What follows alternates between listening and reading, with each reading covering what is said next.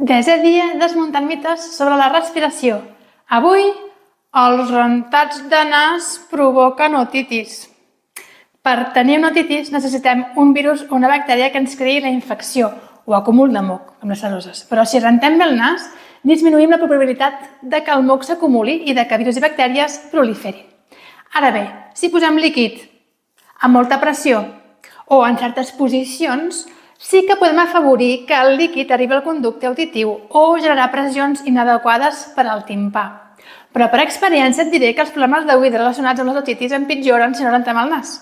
El rentat, fent concretament, pot ajudar molt més que no pas al contrari. Si tens por dels rentats, sempre pots demanar ajuda a un fisiorespi que t'assessori sobre la millor tècnica per al teu cas en concret. Hi ha moltes maneres de rentar el nas. Coneixes algú que tingui por de fer-se rentats per aquests motius de les otitis? Comparteix-li aquest vídeo. Salut inspirador!